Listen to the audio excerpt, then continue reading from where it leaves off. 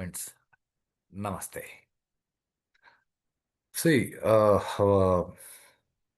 ప్రపంచంలో మానవత్వం గురించి అందరూ మాట్లాడేస్తారు. But I have some concepts. ఎందుకంటే నేను కూడా మీ అందరిలాగా మనిషినే. నాకు వచ్చిన కొన్ని అనుభవాలు, రైట్. బహుశా అందరికీ ఇవి అనుభవాలు వచ్చి ఉంటాయి. కొంతమంది ఒప్పుకుంటారు, కొంతమంది ఒప్పుకోలేరు. కొంతమందికి ఆ, డబ్బు ఉంటుంది కాబట్టి వాళ్ళు ఏమైనా మాట్లాడగలరు. వాళ్ళు మాట్లాడింది ఒప్పించడానికి ట్రై చేస్తారు. అలా కాకుండా ఎవరికి వారు ఆలోచించి అర్థం చేసుకోవడానికి ట్రై చేయండి. Right, okay. Anyhow, I'm not giving advertisement of this. It is a paper where you need to you can go for your journals, research papers submission, etcetera right. One of my research papers have been submitted. Soham, the bondage of attachment and detachment. Right, I along with my co-practitioner P. Gurumurthy. ఆయన నాకు సంస్కృతం కాస్తంత బాగా అలవాటు చేశారు. And నాకు సంస్కృతం అలవాటు అవ్వలేదు, కానీ సంస్కృతం పదాలు అర్థాలు తెలియడం మొదలుపెట్టాయి. ఆ తర్వాత నా జీవితంలో నాకు చాలా విషయాలు అర్థమయ్యాయి. ఎనీహౌ, సోహం ఆ, ఏదో సాంస్క్రిట్లో మంత్రము అని అంటారు. ఓకే. దానికి అర్థం ఏమిటంటే సహా అహం. అంటే సహా అంటే ఆ, అది, అతడు. అహం అంటే నేను అనే భావన. సో సోహం. ఓకే, నేను మంత్రం గురించి మాట్లాడట్లేదు. దాన్ని అర్థం చేసుకొని ఆలోచించి గురించి మాత్రమే మాట్లాడుతున్నాను. ఎందుకంటే మంత్రం, ఆ, నేను మీకు ఇలా వీడియోలో చెప్పేస్తే మీరు అది వినేసే నాకు మంత్రం వచ్చేసింది, నేను మంత్రం జపం చేస్తాను, అలా కాదు. దాని అర్థం తెలుసుకోండి. మంత్రం అంటే అది గురువు నుంచి పొందాలి, సాధన చేయాలి. ఓకే, ఎనీహౌ, అసలు నేను అనేది ఏంది అని మనకు తెలిస్తే కదా నేను అది అని చెప్పడానికి. ఇప్పుడు అది అన్నది కూడా మనకు తెలియదు. అది అని దేన్ని అంటారు అని అంటే ఏదో వేదం చెప్పింది పరబ్రహ్మం, లేకపోతే ఆ, శివుడు, విష్ణువు, మీరు ఏ పేరుతో పిలిచినా మీరు అదే పరబ్రహ్మ అని పిలుస్తారు. ఓ, నేను మెటీరియలిస్ట్ గురించి మాట్లాడట్లేదు. ఆ, కాస్తంత ఆలోచించండి అని చెప్పి, ఈవెన్ మెటీరియలిస్టులు కూడా ఆలోచించవచ్చు. వాళ్ళకే అసలు ఈ విషయాలన్నీ చాలా అవసరం. సో ఆ మనిషి చాలా రకరకాలుగా ఆలోచిస్తాడు. ఇదంతా English to Telugu translation, it really makes no difference. ఈ పేపర్ నేను నా ప్రాక్టీస్ మీద, రీసెర్చ్ నా మీద నేను చేసుకున్న రీసెర్చ్ని నేను ఎక్స్ప్రెస్ చేశాను. అండ్ నా ఎక్స్పీరియన్సెస్ అన్నీ ఆల్రెడీ ఉపనిషత్తులో చెప్పబడినవి. రామాయణము, భగవద్గీత, భారతము, ఆ, భాగవతము, యోగశాస్త్రము, వీటన్నింటిలో చెప్పబడినవి. కాబట్టి ఇవేం కొత్త ఎక్స్పీరియన్స్లు కావు. మీ అందరికీ కూడా ఇవన్నీ ఏం కొత్త విషయాలు కావు. ఈ ఈ అద్వైతం అని ఒక పదాన్ని వాడతారు. ఇదంతా కథలు కానీ అని అందరూ అంటారు, కానీ కాస్త జాగ్రత్తగా అర్థం చేసుకోవడానికి ట్రై చేయండి. ఓ చిన్న ఇంట్రొడక్షన్. పిల్లి ఎప్పుడు నేను పిల్లే అనుకుంటుంది, కానీ నేను కుక్క అని అనుకోదు. కుక్క ఎప్పుడు నేను పిల్లి అని అనుకోదు. అద్వైతం అంటే అంతే. పిల్లి నేను పిల్లినే అనుకుంటుంది, కుక్క నేను కుక్కనే అనుకుంటుంది, నేను కుక్క నేను ఎప్పుడు పిల్లి అని అనుకోదు. మనం మనుషులు, మనం కుక్కలు అని మనల్ని మనం అనుకోరాదు. బట్ ప్రాబ్లం ఎక్కడ అంటే పిల్లి ఎప్పుడు నేను పిల్లి అని అనుకుంటుంది, మనిషి నేను మనిషిని అని ఎప్పుడూ అనుకోడు. ఇదో పెద్ద ప్రాబ్లం. ఎందుకునంటే మనిషికి మాత్రమే బుర్ర ఉంది, బుద్ధి ఉంది, విచక్షణ శక్తి ఉంది. అంటే జంతువులకు లేదా, అంటే దానికి కావాల్సిన స్థాయికి దానికి ఉంటుంది, మనిషికి కావాల్సిన స్థాయికి మనకు ఉంటుంది. మనం చాలా గొప్ప స్థాయి అని నేను అనట్లేదు. ఓ పిచ్చుక ఇల్లు కట్టుకోవాలంటే తనంతకు తాను ఇల్లు కట్టుకుంటుంది. ప్రపంచంలో ఏ మనిషి తనంతకు తాను ఇల్లు కట్టుకోడు. తను ఇల్లు కట్టుకోవాలంటే పక్కన వాళ్ళ హెల్ప్ తీసుకోవాల్సి వస్తుంది. ఓకే, ఎనీహౌ, మనుషులు చేతకాని వాళ్ళని నేను అనట్లేదు. మనుషులు విషయాల ప్రపంచంలో పడి కొట్టుకు చేస్తుంటారు. కొంచెం జాగ్రత్తగా ఆలోచించి అర్థం చేసుకోవడానికి ప్రయత్నం చేయండి. మన శరీరంలో ఏదో కాళ్ళు, చేతులు, నోరు, ఇవన్నీ బాహ్య కరణాలు. అంటే కరణము అంటే పని చేయడానికి పనికొచ్చే టూల్స్. వాటిని బాహ్యకరణాలు అంటారు. దాంతోపాటు అంతఃకరణం అని ఒకటి ఉంటుంది. సారీ. ఈ అంతఃకరణం అది అహం అని, చిత్తం అని, ఓకే, ఆ, మనస్సు అని, బుద్ధి అని నాలుగు రకాలుగా పనిచేస్తుంటుంది. నిజం చెప్పాలి అంటే ఇవేవి లేవు, ఉన్నట్లు మనకు అనిపిస్తాయి. అలా ఎలా అనిపిస్తాయి అది నిదానంగా చూస్తూ వస్తాం. బుద్ధి అంటే గుర్తుపెట్టుకునే శక్తి, మనస్సు అంటే అది నిర్ణయం తీసుకునే శక్తి, ఆ, చిత్తము అంటే అది ఏదో రాగము లేకపోతే ద్వేషము, ఏదో ఒకటి కదలికలు కదులుతూనే ఉంటాయి. ఎనీహౌ ఇక్కడ నాలుగు వస్తువులు లేవు, ఉన్నది ఒకటే అంతఃకరణము. ఆ ఒకే అంతఃకరణము ఇలా నాలుగు విధాలుగా పనిచేస్తుంటుంది అని చెప్పినారు. మీరు కూడా ఈ నాలుగు విషయాలు గమనించగలరు. అహం అంటే మనం ఏదో ఇంగ్లీష్లో చెప్పినట్లు ఈగో, ప్రైడ్, గర్వం కాదు. అహం అంటే నేను అనే భావన. రాత్రి నిద్రలో నేను అనే భావన ఉండదు. నిద్ర లేచిన వెంటనే నేను లేచాను, నేను అని మీకు ఏదైతే మనసులో అనిపిస్తుందో దానిని అహం అని అంటారు. రావణాసురుడు అహంకారము వేరు, అహంభావము వేరు. అహంభావము అహంకారము రెండు ఒకటే. ఆ, అహం వేరు, అహం వేరు, అహంభావం వేరు. అహం అంటే నేను, అహంభావం అంటే నేననే భావన. నేను వేరు, నేననే భావన వేరు. కాస్త నిదానంగా చూడడం మొదలు పెట్టండి. ఈ ఉపనిషత్తులు ఇవన్నీ రకరకాల డెఫినేషన్లు ఇచ్చినాయి. మన బుద్ధి, ఇంగ్లీష్లో చెప్తే ఇంటలెక్చువల్ పవర్. ఓకే. మన వాళ్ళు ఇంగ్లీష్లో ఏదో ఐక్యూ ఇన్ని ఇంగ్లీష్ వాళ్ళ పదాలు మనకు అవసరం లేదు. మీ బుద్ధిని లెక్కబెట్టి 200, 300, 5 ఇవన్నీ పనికిమాలిన మాటలు. అవసరాన్ని బట్టి బుద్ధి మారుతూ ఉంటుంది. జ్ఞానము అంటే ఇంగ్లీష్లో ఏదో కాగ్నిటివ్ స్కిల్స్ అని అంటారు. ఓకే, అవి పెరుగుతూ ఉంటాయి, మనం పెరిగే కొద్దీ పెరుగుతూ ఉంటాయి. ఇది అర్థం చేసుకోవాలి అంటే మనకి కొంచెం మన భాషలో మనకు రావాలి. మనం తెలుగులోనో సంస్కృతంలోనో అర్థం చేసుకోగలం, హిందీలో అర్థం చేసుకోగలం, తమిళ్లో కూడా అర్థం చేసుకోవచ్చు. There is nothing wrong. భారతదేశానికి సంబంధించిన రాత లేని సుగలి భాష లేకపోతే వ్రజ భాష. ఎందుకంటే నార్థన్ పార్ట్ ఆఫ్ ఇండియాలో మనకి వ్రజ భాష అని ఉంది, మైథిలి అని ఉంది, మైథిలి ప్రాకృతం అని ఉంది. వాటికి లిపి లేదు. ఇక్కడ మనకి సుగాలి వాళ్ళ భాషకి లిపి లేదు. ఇలా కొన్ని భాషలు ఉన్నాయి లిపి లేనివి. వాటిలో కూడా మనకి నాలెడ్జే వస్తుంది. మన నాలెడ్జ్ని ఇంగ్లీష్లో ఇన్ఫర్మేషన్లు వస్తాయి తప్ప నాలెడ్జ్ రాదు. ఇన్ఫర్మేషన్ అంటే మీకు తెలిసి ఉండడం, నాలెడ్జ్ అంటే మీరు దాన్ని వాడుకోగలగడం. ఎందుకనంటే ఇంగ్లీష్లో ప్రళయం అనడానికి ఇంగ్లీష్లో పదం లేదు. డెస్ట్రాయ్ అంటే నాశనం. ప్రళయం ఈ సంథింగ్ డిఫరెంట్, దానికి ఇంగ్లీష్లో ఈక్వలెంట్ పదం లేదు. పాపము అనే పదం ఉంది ఇంగ్లీష్లో, సిన్. కానీ పుణ్యము అంటే డీడ్ కాదు. ఎందుకనంటే గుడ్ డీడ్స్, బ్యాడ్ డీడ్స్ అనే పదాలు వాడతారు ఇంగ్లీష్లో. అంటే చెడ్డ పుణ్యము, మంచి పుణ్యం. పుణ్యం అంటేనే అది మంచిది, దానిలో మళ్ళీ చెడ్డ పుణ్యం, మంచి పుణ్యం అలాంటివి ఉండవు. కాబట్టి ఇంగ్లీష్లో మనం అర్థం చేసుకోవాలంటే అది కుదరని పని. ఎందుకు కుదరని పని అంటే హాతర్ అంటే ప్రస్తుతానికి నాది ఒక చిన్న ఎక్స్పీరియన్స్.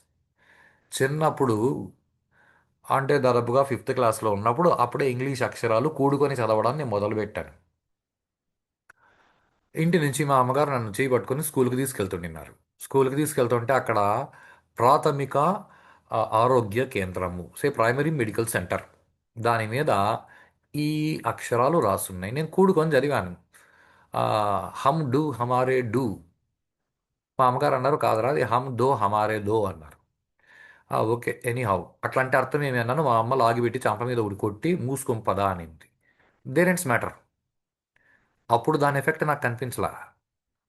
నా జీవితంలో నేను విషయాలు అర్థం చేసుకోవడం మొదలుపెట్టిన తర్వాత దీని ఎఫెక్ట్ నాకు చాలా బాగా కనిపించింది. ఎందుకంటే ఇది ఇంగ్లీష్లో రాసుంది. ఇంగ్లీష్ అక్షరాలు రానివాడు దీన్ని చదవలేడు. రైట్. ఇంగ్లీష్ అక్షరాలు వచ్చిన వాడు దీన్ని చదివినా ఆడికి అర్థం కాదు. ఎందుకంటే హమ్దో హమారేదో అంటే ఇంగ్లీష్లో దానికి ఏం అర్థం తెలియదు. ఇప్పుడు దీనికి అర్థం హిందీలో ఉంది. చాలా జాగ్రత్తగా ఆలోచించండి. హమ్దో హమారేదో అంటే నా కర్మ తెలుగులో చెప్తే మేమిద్దరు మాకిద్దరు. ఓకే. ఇప్పుడు ఇది హిందీలో ఉంది. ఇంగ్లీష్ వచ్చినోడు దీన్ని చదివినా ఆడికి హిందీ వస్తే కానీ ఆడు అర్థం చేసుకోలేడు. అంటే it is a meaningless thing on which government has spent lakhs of rupees writing హమ్దో హమారే దో in English letters on all primary health centres all over India, including Tamil Nadu, Karnataka, Kerala, Andhra. ఇక్కడ కూడా వాళ్ళు ఇలాంటి ఇదే పదాలు రాశారు. వేర్ హమ్దే హమారే దో అనేది నార్థన్ పార్ట్ ఆఫ్ ఇండియాలో వాళ్ళకి హమ్దో హమారేదో అంటే అర్థమవుతుంది, కానీ సౌత్ ఇండియాలో వాళ్ళకి హమ్దో హమారేదో అంటే అర్థం అవ్వదు. More ever south southern part of India, northern part of India అన్నది పక్కకు పెట్టండి. ఇంగ్లీష్ వచ్చినోడు దీన్ని చదువుతాడు, వాడు ఎవడైతే ఏముంది. ఇంగ్లీష్ వచ్చినోడు దీన్ని చదివినా వాడికి హిందీలో అర్థం తెలియదు, హిందీలో వాడు దీన్ని చదవలేడు. అలాంటప్పుడు దీన్ని రాసి ఉపయోగం లేదు. ఇది ఐసే పెద్ద స్కామ్, పెద్ద ఘోటాలా ఇన్ ఇండియా. హమ్దో హమారేదో ప్రైమరీ హెల్త్ సెంటర్ మీదలో ఇంగ్లీష్లో రాయడం. ఇంగ్లీష్ వచ్చినోడు చదివినా అర్థం కాదు, తెలుగు వచ్చినోడు హిందీ వచ్చినవాడు దాన్ని ఎలాగూ చదవలేడు. దేరెంట్స్ మ్యాటర్. స్కామ్స్ అంటే ఇలాగే ఉంటాయి, గవర్నమెంట్ స్కామ్స్. ఓకే, ఎనీ నాకు గవర్నమెంట్లతో పని లేదు, నాకు నేనుతో పని. మీరు కూడా మీతో గురించి మాత్రమే మీరు ఆలోచించండి. సో అలా మన భాషలలో మనం అర్థం చేసుకోవాలి. తెలుగు కావచ్చు, తమిళ్ కావచ్చు, ఏ భాషలో అయినా కావచ్చు, హిందీలో కావచ్చు, సాంస్క్రిట్లో కావచ్చు. వాటిని తీసుకెళ్ళి మనం ఇంగ్లీష్లో అర్థం చేసుకోవడానికి ప్రయత్నం చేస్తే హమ్దో హమారేదో లెక్కన ఉంటుంది జీవితం. కాబట్టి కాస్త ఈ విషయాలతో జాగ్రత్త పడండి. ఓకే, నేను కొన్ని పుస్తకాల రెఫరెన్సెస్ ఇచ్చాను ఇక్కడ. అవి ఓపిక ఉన్న వాళ్ళు నిదానంగా చూసుకోవచ్చు. రెఫరెన్సెస్తో పెద్ద పనేం లేదు. Thing is my methodology. Physics ప్రకారము, అంటే ఫిజికల్ సైన్స్, ప్రపంచంలో దీనికి మించింది లేదని ఎవరు అంటారు. ఫిజిక్స్ ప్రకారము ఒక 70 కిలోల బరువు ఉన్న ఒక మనిషి అప్రాక్సిమేట్గా వాడి శరీరంలో 7 × 10⁻27 ఆటమ్స్ ఉంటాయి. ఫిజిక్స్ సేస్ ప్రపంచంలో everything is made up of atoms. The problem is physics said ఓ 200-300 సంవత్సరాలు, 100 సంవత్సరాల ముందు చెప్పుండొచ్చు ఆటం అన్న పదాన్ని వాళ్ళు వాడి. కొన్ని వేల సంవత్సరాల ముందు కణాదుడు అనే ఋషి కణము అనే పదాన్ని మనకి ఇచ్చినాడు, అణువు అనే పదాన్ని ఇచ్చినాడు, పరమాణువు అనే పదాన్ని ఇచ్చినాడు. ఓకే, ఈ మేము ఇంగ్లీష్ వాళ్ళు మేము ఇవన్నీ పట్టించుకోం, మేము చెప్పిందే మీరు వినాలి, ఇది చదవకపోతే నువ్వు చచ్చిపోతావని ఈ ఆటం అన్న పదాన్ని భారతదేశంలో అందరి బుర్రల్లోకి ఎక్కించినారు. ఓకే, ఎనీహౌ నో ప్రాబ్లం, ఎక్కించుకున్నారు కదా. ఎక్కించుకున్న వాళ్ళు కాస్త ఆలోచించండి. మీ శరీరం కానీ నా శరీరం కానీ అప్రాక్సిమేట్గా 7 × 10⁻27 ఆటమ్స్. అంటే ఇప్పుడు నేను ఒక బంచ్ ఆఫ్ ఆటమ్స్, మీరు ఒక బంచ్ ఆఫ్ ఆటమ్. మీరు ఎప్పుడైనా నేను బంచ్ ఆఫ్ ఆటమ్స్ని అని ఫీల్ అయ్యారా? ఎవ్వరు ఫీల్ అవ్వరు. నేనని ఫీల్ అవుతారే కానీ నేను ఆటమ్ని అని ఎవరు ఫీల్ అవ్వరు. ఈ సంథింగ్ ఇంపార్టెంట్. ఈవెన్ కుక్కలు, నక్కలు వాటికి అటామిక్ స్ట్రక్చర్ తెలియదు. అవి కూడా ఏ కుక్కని కొడితే ఆ కుక్కే కుయ్యో అని అరుస్తుంది, పక్క కుక్కలు కుయ్యో అని అరవు. ఎందుకంటే నన్ను కొట్టినారనే ఫీలింగ్ కుక్కకు కూడా ఉంటుంది. కుక్క కంటే మనం బుద్ధిజీవులు, మనం ఆలోచించడం మొదలు పెట్టాలి. ఏదో సైన్స్ చెప్పింది everything is made up of atoms అంట, అలా మనం పిచ్చిగా బతకలేము. Instead we live in a conceptual world. Conceptual world అంటే దీన్ని చాలా తెలుగులో చెప్పుకుంటే విషయైక ప్రపంచము. విషయాలతో మనం పని చేస్తాము, మనము విషయాలతో పని చేస్తాము ఈజ్ చాలా ఇంపార్టెంట్. ఇప్పుడు ఈ నేను నేను అనే దాన్ని మనము తీసుకెళ్ళి ఈ ఆటమ్స్ మీద పెట్టినా పెట్టకపోయినా ఎలాగో ఆటమ్స్ వదిలేసి మనం పోతాం. సో ఈ నేను అనే భావన ఏదైతే ఉందో దాన్ని తీసుకెళ్ళి మనము దేని మీద పెడతాం ఈజ్ ఎ బిగ్ ప్రాబ్లం. మనము భౌతిక ప్రపంచంలో ఉన్న నేను శరీరం కాదని మనకు బుద్ధి ఉంది. కావాలంటే ఒక చిన్న ప్రూఫ్. ఒక్కొక్క బిస్కెట్ వేస్తారనుకోండి, ఒక బిస్కెట్ తింటది, రెండో బిస్కెట్ వేస్తే తోక ఊపుతుంది, దాన్ని కర్రతో కొడితే కుయ్యో అని దూరంగా పోతుంది. మరుసటి రోజు మళ్ళీ వస్తుంది బిస్కెట్ వేస్తారేమోనని. బిస్కెట్ వేస్తే మళ్ళీ తోక ఊపుతూ తింటుంది. మళ్ళీ కొట్టే వరకు మీరు ఎన్ని బిస్కెట్లు వేసినా తింటూనే ఉంటుంది. మీరు ఆ కుక్కని తిట్టారనుకోండి, ఇది చాలా ఇంపార్టెంట్. మీరు కుక్కని తిట్టారనుకోండి అదేం ఫీల్ అవ్వదు. మీరు బిస్కెట్ వేస్తే మీరు తిడుతూ బిస్కెట్ వేసినా తింటది, ప్రేమగా బిస్కెట్ వేసినా తింటది, ఇవన్నీ బాగానే ఉన్నాయి. మీ గురించి మీరు ఆలోచించండి. మీరు దారిలో పోతూ చాలా అలిసిపోయారు. మధ్యలో ఎవరిల్లో వచ్చింది, వాళ్ళెవరో మిమ్మల్ని చూసి ఏం బా చాలా అలిసిపోయినట్లున్నావు అంటే చాలా ఆకలేస్తుంది అన్నారు. మీరు, అతను మీకు బాగా తిండి పెట్టాడు, మంచి టేస్టీ ఫుడ్ పెట్టాడు, ఫ్రిడ్జ్ వాటర్ ఇచ్చాడు. అన్నీ అయిన ఏదో పరిచయం ఉన్న వ్యక్తే అనుకోండి. అన్నీ అయిన తర్వాత ఏం బా భోజనం బాగుండిందా అంటే ఐ నో, ఎవరికైనా మంచి భోజనం పెడితే చాలా సాటిస్ఫైడ్ అని అనిపిస్తుంది. ఇది చాలా జాగ్రత్తగా ఆలోచించండి. సాటిస్ఫాక్షన్ ఎవరికి వచ్చింది అంటే నాకు అని మీకు అనిపిస్తుంది. సో, తృప్తిగా ఉందా అంటే చాలా తృప్తిగా ఉంది. భోజనం ఎలా ఉండింది అంటే చాలా టేస్టీగా ఉండింది. చాలా బాగా నచ్చింది. ఎవరికి నచ్చింది? నాకు అని మీకు అనిపిస్తుంది. అయిన వెంటనే ఇమీడియట్‌గా అతను ఆ! మీ అమ్మకు సరిగ్గా వండేది చేత కాదు గానీ, నీకు ఇట్లా టేస్టీగా తినాలన్నప్పుడంతా మా ఇంటికి రా, నేను పెడతానులే అని అన్నాడనుకోండి.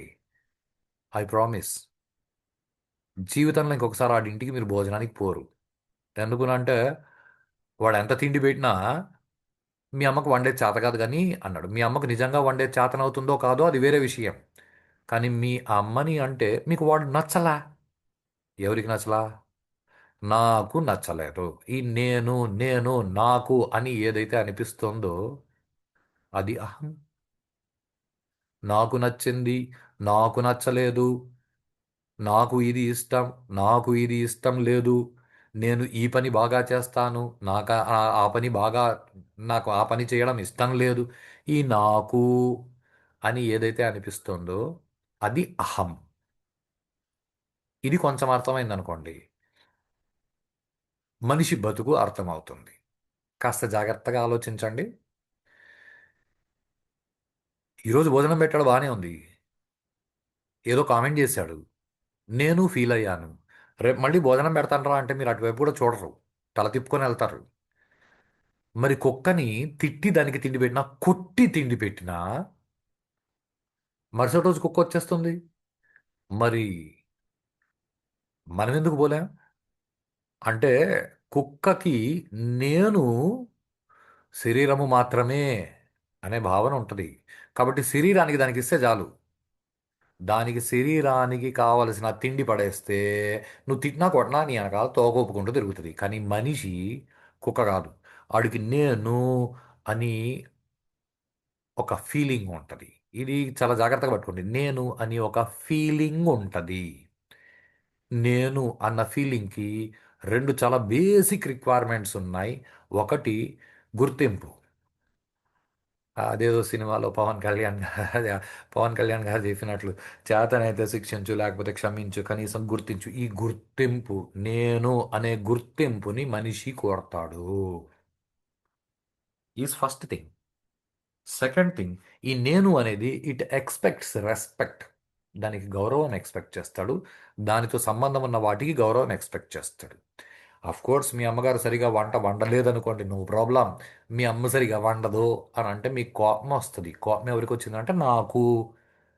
ఎందుకంటే రెస్పెక్ట్ ఇవ్వలేదు కాబట్టి. సే అంటే this is what the difference between a dog and human. కుక్కకి నేను శరీరము అనే భావన ఉంటుంది.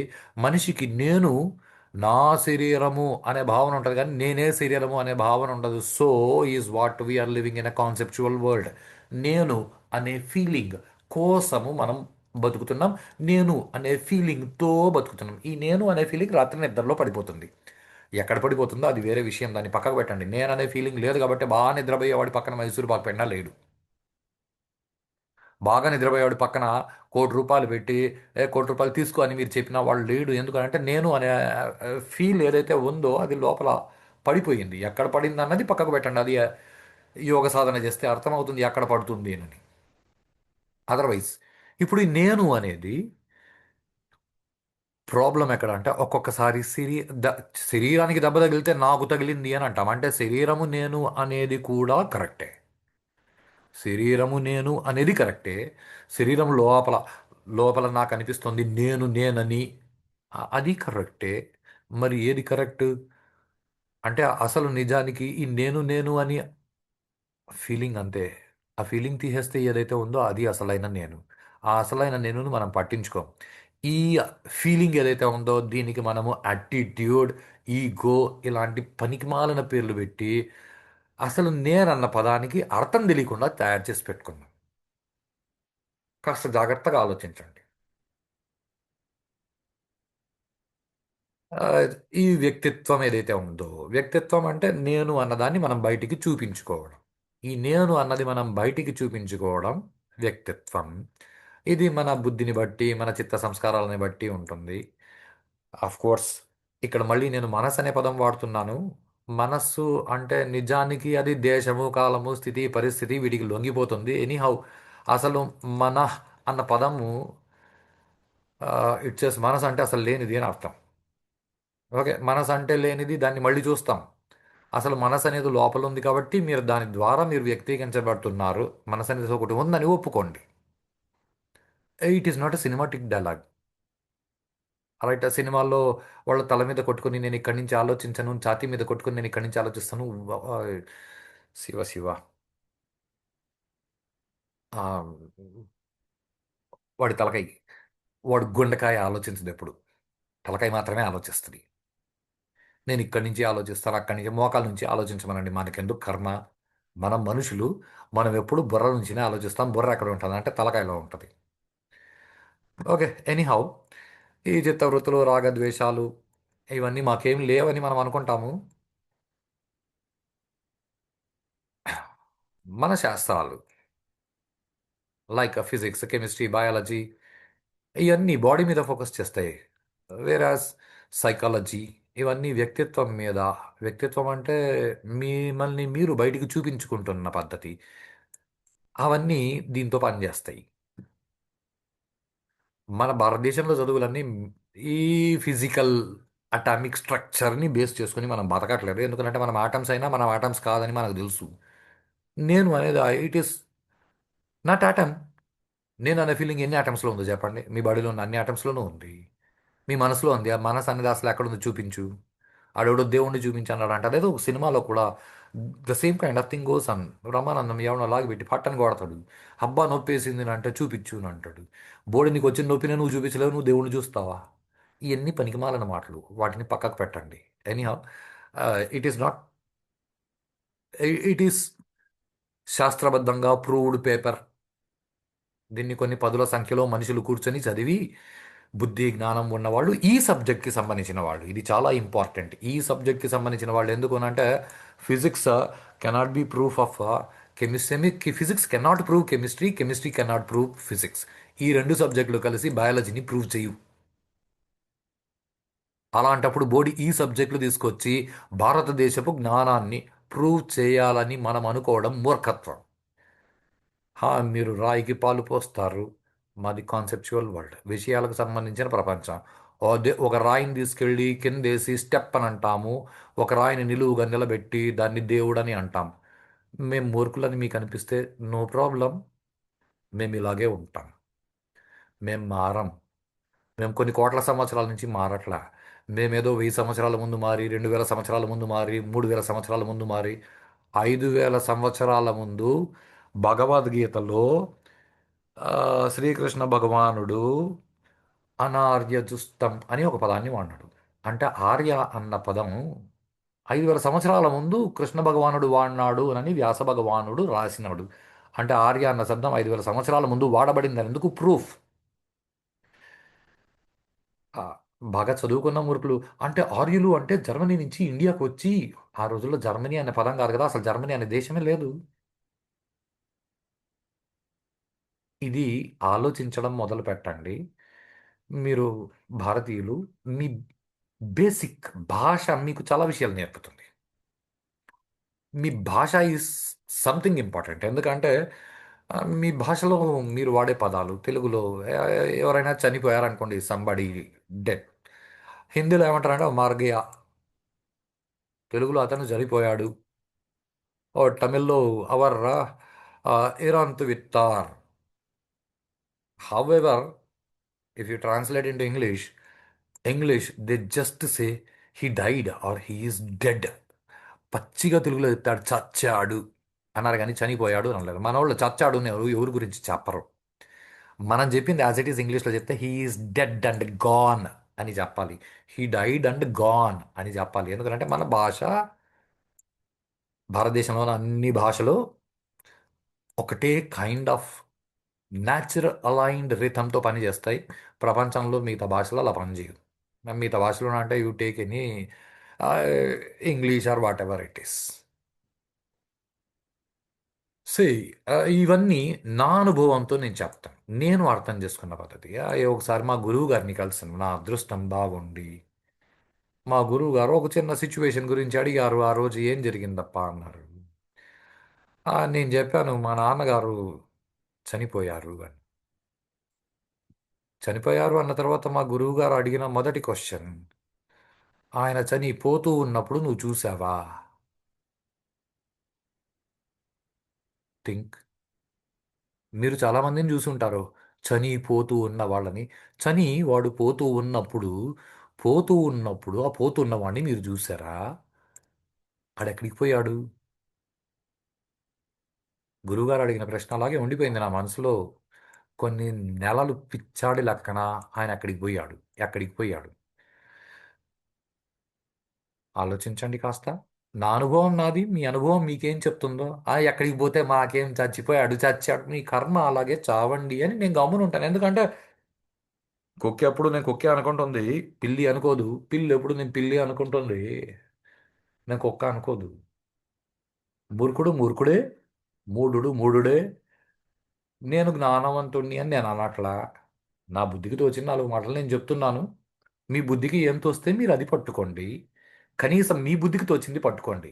ఏ సినిమాలోనో ఎవడో ఏదో పనికిమాలిన డైలాగ్ కొట్టాడునని ఆ డైలాగ్ని పట్టుకుని నేను ఇక్కడి నుంచి ఆలోచించను, మోకాల నుంచి ఆలోచిస్తాను, అది మీ కర్మ.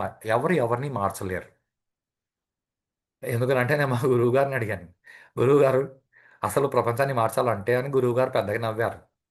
అందరికీ ఈ విషయాలు చెప్తే బాగుంటుంది కదా అని నేను అన్నాను. నువ్వు చెప్తే మారిపోతారా అందరూ అన్నారు మా గురువుగారు. ఏమో గురువుగారు, ఒక ప్రయత్నం అన్నాను. నిజం చెప్పాలి అంటే ఇవన్నీ ఓ 30 సంవత్సరాల ముందు నేను చెప్పాలనుకున్నా. ఇప్పుడు కూడా ఎవరిని మార్చడానికి చెప్పట్లా. నా అనుభవాన్ని నేను చెప్పుకుంటున్నా. వినాలనుకున్న వాళ్ళు విని మీ అనుభవాలు మీరు పెంచుకోండి. మిమ్మల్ని మీరు గుర్తించండి. మిమ్మల్ని మీరు గుర్తించుకున్నా ఒకటే, మీరు నన్ను గుర్తించండి అని నేను అనట్లా. అందుకే నా వీడియోలు నేను ఎప్పుడు వీడియోలో కనిపించను. ఎందుకంటే ఇది నేను కాదు, ఇది నాది. ఉన్నంతకాలం వాడుకుంటా. దీంతో మాట్లాడితే చాలు, నా ముఖం కనిపించే అవసరం ఎవడికి లేదు. రైట్.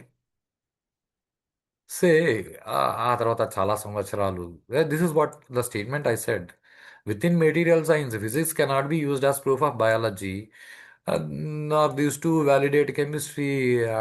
How come? భారతదేశంలో ఉన్న అధ్యాత్మ సాధనని, ఇక్కడ నేను ఒక పదం వాడాను, జాగ్రత్తగా గమనించండి. దీనికి ఇంగ్లీష్లో దగ్గరగా స్పిరిచువల్ సైన్స్ అనే పదం వాడతారు కానీ అడగలకాయ. స్పిరిచువల్ సైన్స్ ఏదో ఇది ఒక పనికి మాలిన పదం.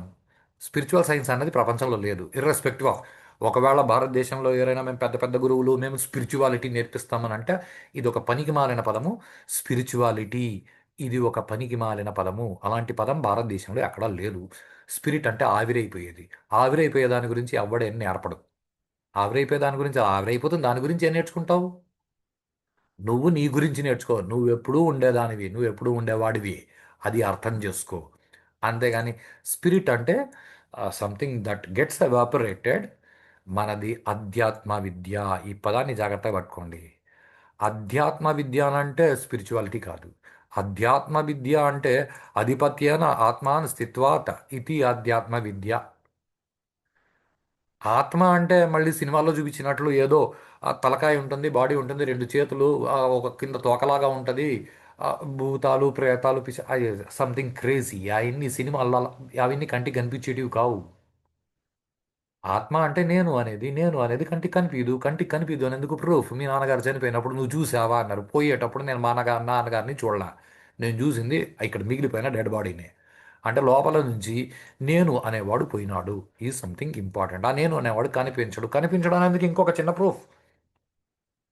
ఒకవేళ తెలుగులో ఆంజనేయ దండకం మీరు కానా చదువుంటే, Shri Anjaneyam ప్రసన్నాంజనేయం dash dash dash అక్కడెక్కడో మధ్యలో గాలి దయ్యంబులన్నీదు వాలంబునం జుట్టి నేలంబడం గొట్టి నీ ముష్టిఘాతంబులన్ బాహుదండంబులన్ రోమఖండంబులన్ దృంచి. It is a declaration given. ఈ దయ్యాలు భూతాలు ఇవన్నీ గాలి రూపంలో ఉంటాయి. గాలి నీకు కనిపిదు అంటే గాల్లో ఉండేటివి నీకు కనిపివు. There ends matter. అవి కంటికి కనిపించే వస్తువు కాదు. చూపి. మా అమ్మగారు ఎప్పుడో మా నాన్నగారు చనిపోయాక మా అమ్మగారిని కూర్చోబెట్టి మా అమ్మగారికి తల నీలాలు తీసేశారు, గుండు కొట్టారు. మా అమ్మ ఏడ్చింది. భర్త చనిపోతే ఎవరైనా ఏడుస్తారు. మా అమ్మ చచ్చిపోయింది కాబట్టి ఐ హేట్. చెత్త, మీ నాన్నగారు చనిపోయారా? ఎక్కడికి పోయారు నువ్వు చూసా? పోయేవాడిని పట్టుకునేందుకు నీకు చేతకాల? ఉండేవాళ్ళని సంత పోయేస్తూ పెట్టేది నీకు చేతకాల? నీ కన్ఫ్యూజన్లో నువ్వు ఊర్లో అందరినీ కన్ఫ్యూజ్ చేస్తావా? ఇలాంటి పిచ్చి వాళ్ళు దండిగా వస్తారు. కాబట్టి నిన్ను నువ్వు సెంటర్గా పెట్టుకుని నేర్చుకునే విద్యని ఆధ్యాత్మ విద్య అంటారు. ఈ ఆధ్యాత్మ విద్య నీ గురించి, నువ్వు అంటే forever existing. Forever existing, నువ్వు సత్యం. నువ్వు ఎప్పుడు ఉంటావు. చిన్న శరీరంతో ఉన్నప్పుడు నేను అనుకున్నావు. కాస్త శరీరం వస్తే లిటరల్లీ చెడ్డీలు వేసుకొని తిరిగింది ఎవరంటే నేను. నిక్కర్ వేసుకొని తిరిగింది నేనే. ప్యాంట్ వేసుకొని తిరిగింది నేనే. పంచ కట్టుకొని తిరిగేది నేనే. అంటే ఈ శరీరం ఇన్ని మార్పులు చెందిన లోపల నేను అని ఏదైతే కొట్టుకుంటుందో అది నువ్వు. దానిని అర్థం చేసుకునే విద్య ఆధ్యాత్మ విద్య. ఆధ్యాత్మ విద్య అని అంటే ఏదో మేము కూర్చొని ముక్కు మూసుకొని తపస్సు చేసుకుంటాము, ఏదో శక్తులు సాధిస్తాము, ఇవన్నీ పనికి మాలిన మాటలు. వాటికి లొంగొద్దండి. బేసికలీ స్పిరిచువాలిటీ ఆ పదాన్ని వదిలేయండి. అది అసలు నువ్వు ఆవిరైపోయేవాడివి కాదు, నువ్వు ఉండేవాడివి. శరీరం బ్లడీ పడిపోతూ ఉంటుంది. కొన్ని సంవత్సరాల తర్వాత ఫాదర్ అనే ఒక కాన్సెప్ట్ దాని నుంచి వెళ్ళిపోయింది. ఎనీహౌ, వెళ్ళిపోయిన తర్వాత అక్కడ మిగిలిన దాన్ని ఏదో భౌతిక కాయం అని అంటాం గౌరవంగా. అదర్వైజ్ జనరల్ టెర్మినాలజీలో చెప్పాలి అంటే సే శవం, డెడ్ బాడీ. అంటే బాడీ ఇక్కడ ఉంది. అంటే మా నాన్నగారు ఆ శరీరంలో ఉన్నంత వరకు ఆ శరీరాన్ని నేను నాన్న అని అనుకున్నాను. మా నాన్నగారు ఆ శరీరం వదిలేసిన తర్వాత ఆ శరీరం నా కళ్ళ ముందర ఉంటే అది మా నాన్న కాదు, మా నాన్న డెడ్ బాడీ అని నేను అన్నా. భారతదేశంలో ఇలాగే మాట్లాడతారు. మా నాన్న చనిపోయారు, ఇది డెడ్ బాడీ. ఇదే విషయం స్వామి వివేకానంద చెప్తారు. బ్రిటన్లో, అమెరికాలో ఆ మిస్టర్ పీటర్ ఇక్కడే ఉన్నాడు. వాడిలోంచి ఆత్మ పోయింది, సోల్ పోయి, ఇవన్నీ పనికి మాలని వాడి లోపల నుంచి ఏది పోలేదు. వాడే పోయినాడు. ఈ డెడ్ బాడీని నువ్వు కాల్ చేస్తావు, అది మట్టిలో కలిసిపోతుంది. ఓకే, ఎనీహౌ, ఈ నేను అనేది ఏంది? ఇది చాలా ఇంపార్టెంట్ స్టేట్మెంట్. ఓకే, ఎనీహౌ, ఇప్పుడు all we people we are concepts. Father ఒక విషయం, సన్ ఒక విషయం, నేను ఈ పేపర్ రాశాను అది నేను ఆథర్ని ఒక విషయం. ఈ విషయం ఏదైతే ఉందో అది శరీరాన్ని వదిలేస్తాయి. అప్పుడు శరీరాన్ని వదిలేస్తే శరీరం శవం అవుతుంది. అది లోపల ఉన్న ఆ నేను అనే వస్తువు లోపల ఉన్నంత వరకు నేను ఈ శరీరం ద్వారా వ్యక్తీకరించబడుతున్నాను అన్నది మీరు అర్థం చేసుకోవాలి. ఓకే, కీపింగ్ దట్ బిసైడ్, మా నాన్నగారు చనిపోయారు. నేను ఇంకా బాడీలో ఉన్నాను కాబట్టి మా నాన్నగారు చనిపోయారు కాబట్టి మా నాన్నగారు ఏదో పై లోకాల్లో ఉన్నారు.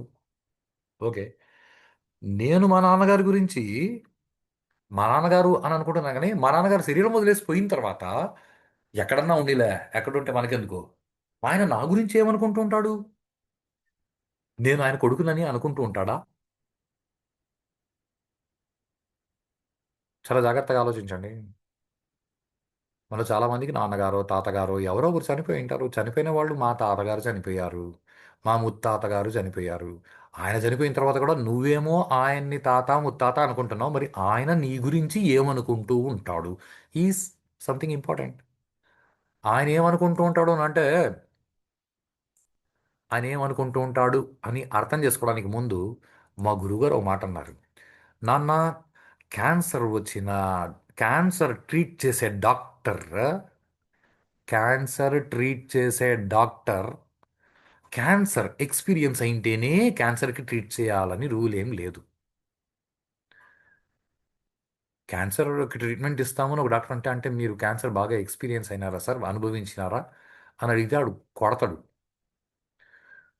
ఆ, చెయ్యి విరిగిన వాడికి చెయ్యికి కట్టు కట్టే డాక్టర్ దగ్గరికి వెళ్ళి మీకు చెయ్యి విరిగిన చెయ్యి అతకడము ఇది మీకు బాగా ఎక్స్పీరియన్స్ వాడు చెయ్యి ఎంచుకొని అతికించుకొని ప్రాక్టీస్ చేసి వచ్చి మీకు నేర్పడు రైటా మీకు ట్రీట్మెంట్ ఇవ్వడం. కానీ భారతదేశంలో గురువు అనే పదం గురు అదేదో దాసరి నారాయణరావు సినిమాలో అగ్గి పెట్టిస్తావా గురువు సిగరెట్ వెలిగించుకోవడానికి అంటే సిగరెట్ వెలిగించుకోవడానికి అగ్గి పెట్టించేవాడు గురువు అని చూపించినట్లు అంత దరిద్రమైన పదాలు కావివి. గురువునంటే నువ్వెవరని నీకు చెప్పేవాడు, నువ్వు ఎలా బతకాలని చెప్పేవాడు రెండు. ఇది కాస్త జాగ్రత్తగా ఆలోచించండి. నువ్వెవరని చెప్పేవాడు, నువ్వు ఎలా బతికితే నువ్వు ఎక్కువ రోజులు బతకగలవు, సంతోషంగా బతకగలవు అని నీకు నేర్పేవాడు. దీన్ని ఇంకా బాగా చెప్తే పరావిద్య అపరావిద్య అంటారు, అవి మనకు అవసరం లేదు. ఇది మాత్రం గుర్తుపెట్టుకోండి.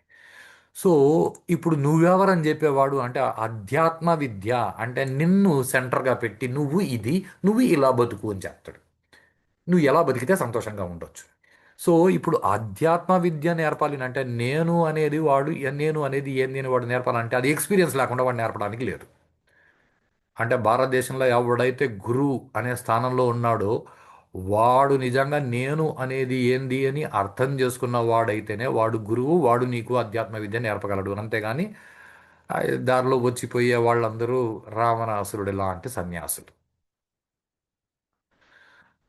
ఈ విషయం అర్థం చేసుకోవడానికి మా గురువు గారు భగవద్గీత చదవరా అన్నారు. దానిలో ఒక చిన్న ఇన్సిడెంట్, ఎవరో ఒక రాజు కొడుకు శరీరం వదిలేస్తాడు. ఆ సమయానికి ఆ రాజు అదృష్టం నారద మహర్షి ఎదురయ్యాడు. నారద మహర్షిని అడిగాడు. నారద మహర్షి ఆ జీవుణ్ణి వెనక్కి తీసుకొస్తే ఆ జీవుడు తన తండ్రి అనుకున్న రాజుకి చెప్తాడు. ఈ సీరియల్ ఇప్పటికి చాలాసార్లు నేను సీరియల్ తీసుకుని పుట్టినాను, చాలా మంది తండ్రులు తల్లులు ఉన్నారు దీనికి, అవన్నీ పక్కకు పెట్టి అసలు అవన్నీ ఎట్లా గుర్తుపెట్టుకుంటారు. అదేదో ఆ శరీరంలో నీ ముందర పడున్న శవంలో నేను ఉన్నంత వరకు నేను నీ కొడుకు అనుకున్నా, ఓకే ఐ యాక్సెప్ట్ దట్. శరీరం వదిలేసినాక ఇంక నేను అది కాదు, నేను వేరే, నేను జీవుడు, నన్ను వదిలేయి అన్నాడు. అంటే నిజంగా నా అర్థ మహర్షి ఉన్నారా? నీ పిచ్చి, కావాలంటే కూర్చో ధ్యానం చేయి కనిపిస్తాడు. అంటే మీకు కనిపించారా నన్ను అడగొద్దు, నాకు కనిపించడం లేదు, నీకు అవసరం లేదు. అంటే మూర్ఖంగా ఇట్లా నమ్మేయమంటావా అని అంటే, అమీబాని చూసినావా? ఆడెవడో ఒకడు చూసి అమీబా అని అంటే ఒప్పేసుకున్నావు కదా. అలా ఎలా ఒప్పుకుంటావు? అమీబాని చూపించమని అప్పుడే ఒప్పుకుంటానన్నా. వాడెవడో ఒకడు ఎలక్ట్రాన్ పార్టికల్, వాడికి నోబెల్ ప్రైజ్ అందరూ చప్పట్లు కొట్టినారు, మీ బుక్లో రాసేసినారు ఎలక్ట్రాన్ పార్టికల్. ఆ తర్వాత 30 ఏళ్ళకి ఇంకోటి వచ్చినాడు, ఎలక్ట్రాన్ పార్టికల్ కాదు వేవ్ అన్నాడు. వాడికి నోబెల్ ప్రైజ్ ఇచ్చినారు, మళ్ళీ చప్పట్లు కొట్టేసినారు, వెరీ గుడ్. ఆ తర్వాత రీసెంట్గా ఇంకొకటి ఇచ్చినాడు, అసలు ఎలక్ట్రాన్ పార్టికల్ కాదు వేవ్ కాదు అన్నాడు, వాడికి కూడా నోబెల్ ప్రైజ్ ఇచ్చినారు. ఇది మన ఫిజికల్ సైన్స్ యొక్క గొప్పతనం. అంటే ఒక్కొక్కసారి ఎలక్ట్రాన్ పార్టికల్, ఒక్కొక్కసారి ఎలక్ట్రాన్ వేవ్, ఒక్కొక్కసారి అది రెండు కాదు అని సైన్స్. అంటే ఒక్కొక్కసారి కాకపోతే అదేం సైన్స్ అది? Every science has its six answer. నువ్వు ఫిజిక్స్ తీసుకొచ్చి నారద మహర్షి కనిపిస్తారా అంటే నువ్వు తపస్సు చేయి కనిపిస్తాడు, ఎందుకు కనిపించడు? నారద మహర్షి సినిమాలో చూపించే కార్టూన్ కాదు, ఆయన పరబ్రహ్మ స్వరూపం. నువ్వు ఆయన గురించి తపస్సు చెయ్యి, నువ్వు తీవ్రంగా తపస్సు చేస్తే ఖచ్చితంగా కనిపిస్తాడు. ఈ మాట నేను మీకు ప్రామిస్ చేయడం కాదు. భారతదేశంలో ఏ బుద్ధున్న వాడిని అడిగినా వాడు ఇదే ప్రామిస్ చేస్తాడు. బుద్ధున్నవాడు అంటే ఫర్ ఎగ్జాంపుల్ రామకృష్ణ పరమహంస, మీరు ఏ సినీ యాక్టర్ను తీసుకెళ్ళి వాళ్ళంతా బుద్ధున్నోళ్ళని అనొద్దండి. రామకృష్ణ పరమహంస స్వామి వివేకానంద ఇదే అడిగాడు. అంటే కాళికామాత నీకు కనిపించిందా అంటే, ఆయన నువ్వు నాకు ఎట్లా కనిపిస్తావు కాళికామాత, నాకు ఎట్లా కనిపిస్తుంది, మరి నాకు కనిపించలేదే అంటే, ఆ రామకృష్ణ పరమహంస గారు స్వామి వివేకానంద లాంటి పట్టుదల ఉన్నవాడికి నేర్పాల్సిన పద్ధతిలో నేర్పాడు. నీకు ఎవరో కావాలంటే గురువుని పట్టుకో, ఆ గురువు నీకు నారద మహర్షి దర్శనం అయ్యేలా చేస్తాడు. ఆ తర్వాత నారద మహర్షి నీ కొడుకో నీ తండ్రో ఎవరో పోయింటే వాళ్ళని పిలుచుకొచ్చి నీ దగ్గర కూర్చోబెడతాడు, వాళ్ళతో విని నువ్వు జ్ఞానం పెంచుకో. లేదా శాస్త్రం చెప్పింది నోరు మూసుకొని ఫాలో కా. మా గురువుగారు నాతో ఇలాగే మాట్లాడారండి. సో ఓకే, ఇవన్నీ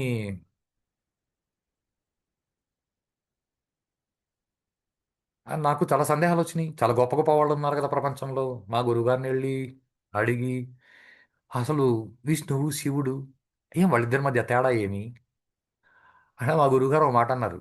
విష్ణువు అంటే తలుపు తెరిచి నిన్ను లోపలికి పంపిస్తాడు రా, శివుడు తలుపు తెరిచి నిన్ను లోపలికి తీసుకుంటాడు రా అన్నాడు. అంటే కాన్సెప్ట్, ఓ రూపాయి కాయనికి అటువైపు ఒకటి అని బొమ్మ ఉంటుంది, ఇటువైపు ఆ, మూడు సింహాలు బొమ్మ ఒకటి ఉంటుంది.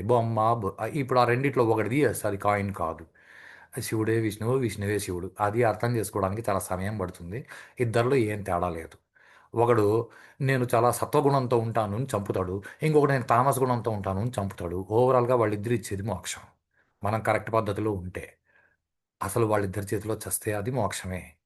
మనం అలా చావం. మనం యమధర్మరాజు గారి చేతిలోనే చస్తాం. ఎందుకంటే మనకి వాళ్ళ చేతుల్లో చచ్చేంత పుణ్యం మనకు లేదు.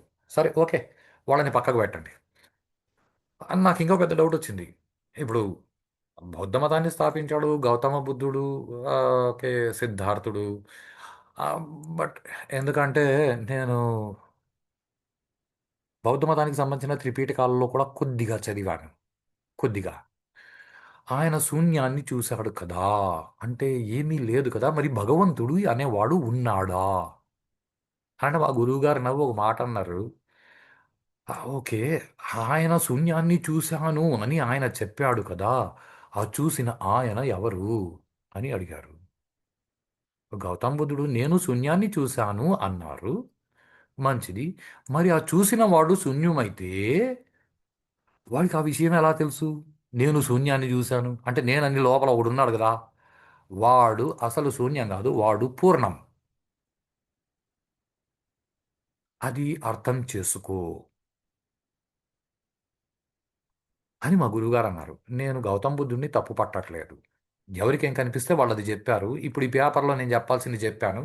గౌతమ్ బుద్ధుడు తాను చెప్పాల్సింది చెప్పాడు. Be clear. గాంధీ తన పనులు తాను చేశాడు. నెహ్రూ తన పనులు తాను చేశాడు. గోడ్సే తన పనులు తాను చేశాడు. పటేల్ తన పనులు తాను చేశాడు. మదర్ తెరిసా తన పనులు తాను చేసింది. సినీ యాక్టర్లు ఎవరి పనులు వాళ్ళు చేస్తున్నారు. మనం వాళ్ళ గురించి ఒపీనియన్‌లు ఇచ్చే స్థాయికి ఎదగలేదు. మన పనులు మనం చేసుకుంటూ పోవాలి. నేను నా పని ఈ సంథింగ్ ఇంపార్టెంట్. మనం ప్రకృతిలో దేన్ని కెలకరాదు. మనం ప్రకృతిని కెలికితే ప్రకృతి మనల్ని కెలుకుతుంది.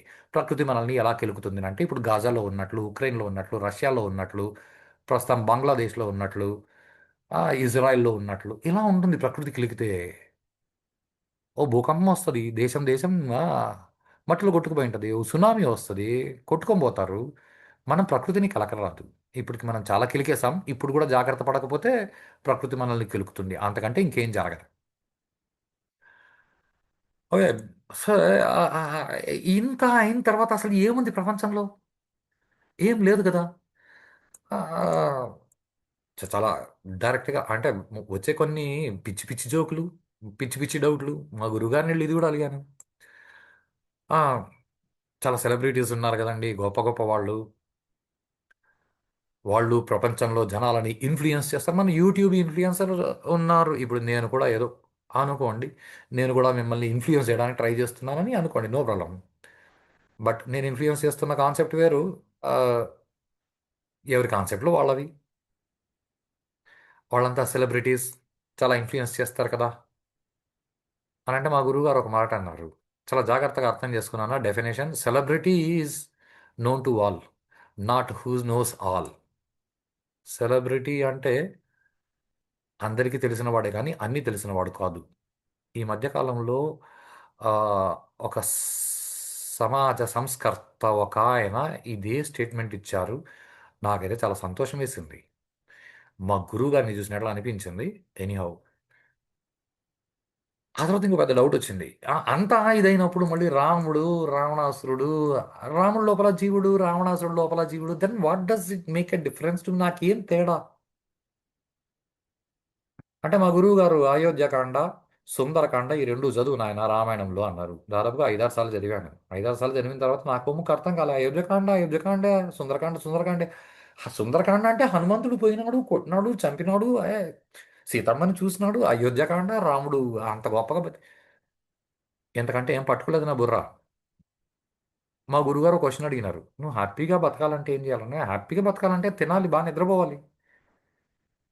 "నువ్వు నిద్రపోవడం ఎలా ప్రిఫర్ చేస్తావు?" అని అడిగారు మా గురువుగారు. ఇంకేం అడగలేదు. నిద్రపోవడాన్ని ఎలా ప్రిఫర్ చేస్తావు?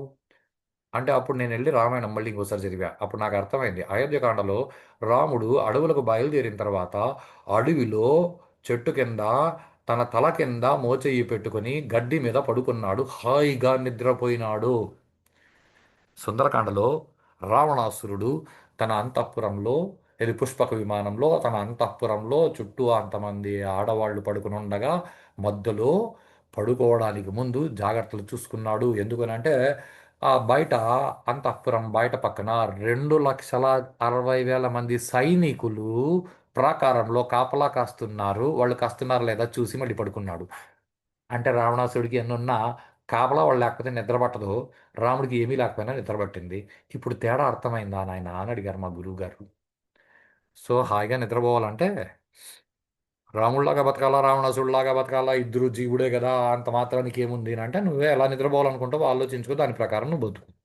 ఎవడి బుద్ధి స్థాయికి వాడు కావాల్సింది పట్టుకుంటాడు. సో దీంతో నాకు అర్థమైంది ఏమిటంటే ఈ నేను నేను అని ఏదైతే ఉందో దీన్ని మనము దేంతో తగిలించాలనుకుంటామో దాంతో తగిలిస్తాం. ఈ నేను అనేదాన్ని మనం శరీరంతో తగిలించుకోవచ్చు కుక్కలాగా. ఓకే. వ్యక్తిత్వంతో తగిలించుకోవచ్చు. జీవుడితో తగిలించుకోవచ్చు. నేను జీవుడు లేదా నేనే పరబ్రహ్మం నేనే అన్ని అని ఏదైతే ఉందో దాంతో కూడా నువ్వు తగిలించుకోవచ్చు. అసలు నేను అనేది ప్రపంచంలో లేదు. అది సాధన మీద అర్థం అవుతుంది తప్ప ఈ ఇది ఏదైతే మనం నేనని కల్పించుకుంటున్నామో అది కల్పించుకుంటున్నామే కానీ అది లేదు. అసలైన నేను వేరు. అసలైన నేను మనకు అర్థం కాదు.